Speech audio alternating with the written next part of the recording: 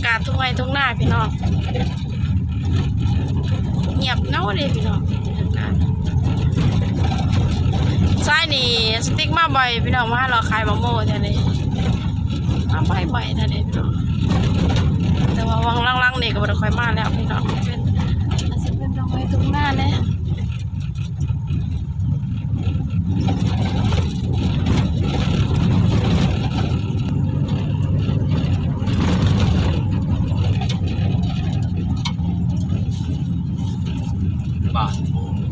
บ้านโพนแพงพี่น้องวัด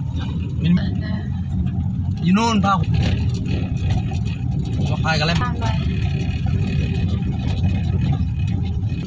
ใส่เขาเองนี่จอดเอาดอกคูณเลย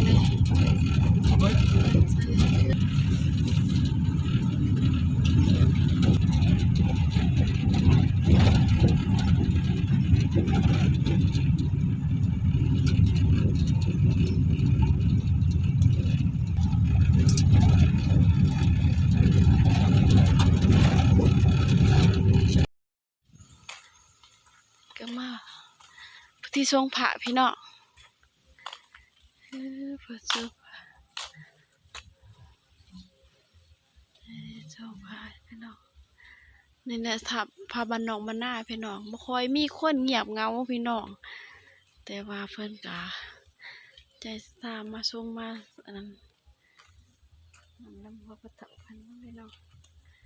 นี่ก็เป็นสถานที่วัดที่ว่ามีสื่อเสียงนุ่งน้ำเติบพี่น้องวัดบาดพ้นแพงนี่ก็มีอยู่บ่คนช่วงเปียกๆบ่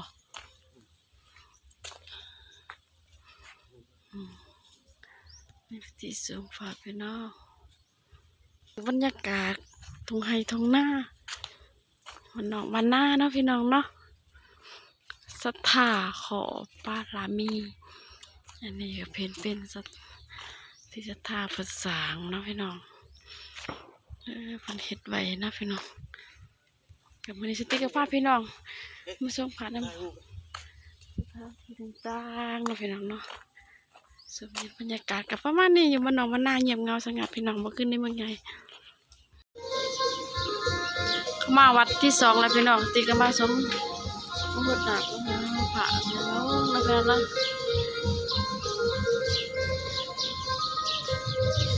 สบายดีพี่น้องเมื่อสุขุสุขคนทางฝั่งไทยฝั่งลาวเด้อพี่น้องสบายดีปีใหม่เด้อขอให้ชีวิตอยู่เย็นเป็นสุขทุกคนเนาะเป็นกำลังใจให้สติ๊กเด้อพี่น้องวันนี้สติ๊กก็มาหดน้ำมาสมผลมาสมพระอันนั้นนี่ก็เป็นวันสงกรานต์ยังบ่ทันได้สิ้นสงกรานต์อีกเนาะพี่น้องรออีก 2-3 มื้อเนาะพี่น้องเนาะก็ว่าเพิ่นสิขึ้นพระนั่นแหละวันนี้สติ๊กก็มาส่งนี่ก็วัดเด้อนี่ก็มีแขกเพิ่นมาส่งคือกันพี่น้องญาติโยมเพิ่นมาส่งนี่ก็วัดบ้านทำเมืองเก่าเนาะพี่น้องสติ๊กก็มาส่งพี่น้องวันนี้สติ๊กก็มาวัดที่3แล้วเนาะวันนี้มาส่งน้ำกับมาที่วัดบาดพ้นภัยแล้ววันนี้ที่มาถึงวัดนี้แล้วทักทายพี่น้องสมัครสุขคนจ้าไม่ค่อยมีคนพี่น้องเงียบสงัดเลยวันนี้สติ๊กก็มากัน2 คนพี่น้องมาส่งพระมาส่งน้ำบดพระพี่น้องมีนะมีเหรอแดดร้อนนะพี่น้องเงียบสงัดเริ่มแบบใกล้สมุดแต่ประมาณเอาขึ้นผ่าก็คือวิทย์นะพี่น้องก็อีก2-3 วันก็วิทย์เนาะจิกก็มาทักทายพี่น้องมาสุขคนทางฝั่งไทยฝั่งลาวเด้อเป็นกำลังใจให้มาพี่น้องเอาบุญนำกันเด้อเอาบุญมาผ่าพี่น้องเด้อเดินทางต่อพี่น้องแต่ว่าช่วงนี้คนก็บ่ค่อยมีไปส่งน้ำพระแล้วพี่น้องเพราะว่ามันก็เริ่มค่อนข้างแบบว่าสิดำมือถอยหลังขึ้นพระเนาะพี่น้องค่ะรอเบิ่งคันว่ามือเน่ากับมือลงพระคนหลายต่อมาสติ๊กก็บ่ได้ว่างพี่น้องต่อมาสติ๊กก็ไปอันนี้เด้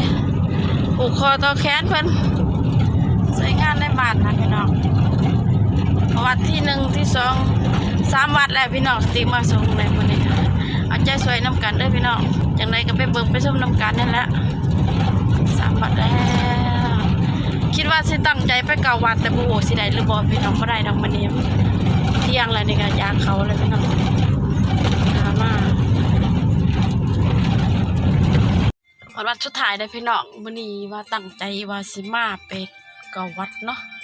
ก็มาบ่ฮอดพี่น้องก็ได้มาฮอดวัดนี้ก็คือ1 วัด2 วัด3 วัด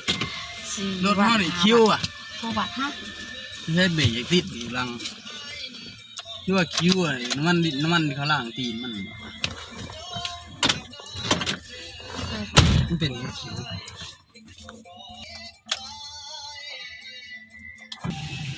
พี่น้องมาฮอดนี้ว่ารถเบรกจะติดว่าสิจะได้คุ้มครองเด้อมาวัดที่หาแล้วนี่พี่น้องจังได๋ก็เป็นอาจารย์ใจสวยกับสติบรรณาแชนแนลเด้อวัดที่หาพี่น้องวัดนี้ก็คึกคืนอยู่เด้คึกคืนอยู่ค่อยคมไล่เด้พี่น้อง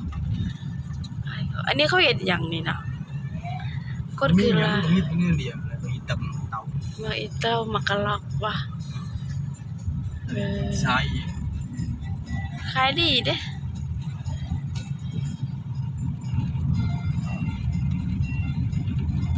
เจ้าขับก็คือสิบ่รู้สึกว่าสิหนืดเร่งมันบ่โอกปกติมันก็บ่ได้โหดได้ปกติ ห้อนแต่ยางแต่ว่า มันจะบ่โหดอีสังอันนั้นเผา เล็กมันหันห้องเนาะ อันนี้โหดยังโหดบ่เหี้ยเพื่อนเบรกมันอยากตีดเนี่ย ต่างกัน เรียกมึงตลอดได้ยันเบรกรถก็ติด มึงปล่อยไปมันไม่ได้ห่อนนี่แล่นข้าเดียวหนึ่งเพราะว่าห่อนพูดไปห่อนเลยนี่แล่นทางไกลก็ได้ ฮอนคือเจ้าขี่ออกแล้วพี่น้องมาใส่